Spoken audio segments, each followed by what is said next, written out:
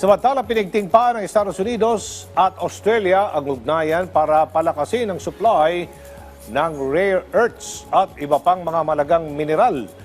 Direktang pagbebenta naman sa Japan ng emergency contraceptive pill kahit walang reseta, pinayagan na. Ang seto ng balita mula kay Joshua Garcia.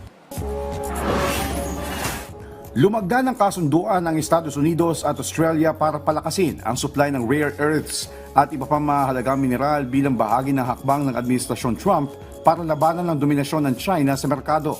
Ayon kay Australian Prime Minister Anthony Albanese, susuportahan ng kasunduan ng mahigit $8.5 billion o 13 billion Australian dollars na proyekto na handa ng simulan upang palawakin ang pagmimina at pagproseso ng mineral sa kanilang bansa.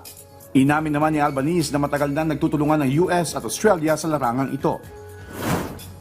Balik normal na ang operasyon ng Amazon Web Services matapos ang isang malawakang outage na nagpatigil sa ilan sa pinakamalalaking website sa buong mundo. Ayon sa ulat, mahigit 1,000 apps at websites, kabilang ang social media platform na Snapchat at mga bangko tulad ng Lloyds at Halifax ang naapektuhan. Bagaman naresolba na ng Amazon Web Services ang technical na issue, sinabi ng mga eksperto na ipinapakita ng insidenteng ito ang panganib ng paggamit lamang ng iisang cloud service provider. Samantala, sa kauna-unahang pagkakataon, pinayagan na ng Japan ang over-the-counter o direktang pagbibenta ng emergency contraceptive pill kahit walang reseta. Ayon sa kumpanyang Aska Pharmaceutical, layon ng desisyong ito na bigyan ng kapangyarihan ang mga kababaihang Hapones pagdating sa kanilang kalusugan.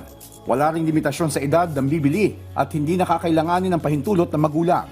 Batay sa ulat, mahigit 70 bansa na sa mundo ang nagbibigay ng ganitong gamot kahit walang reseta. Joshua Garcia para sa Pambansang TV sa Bagong Pilipinas.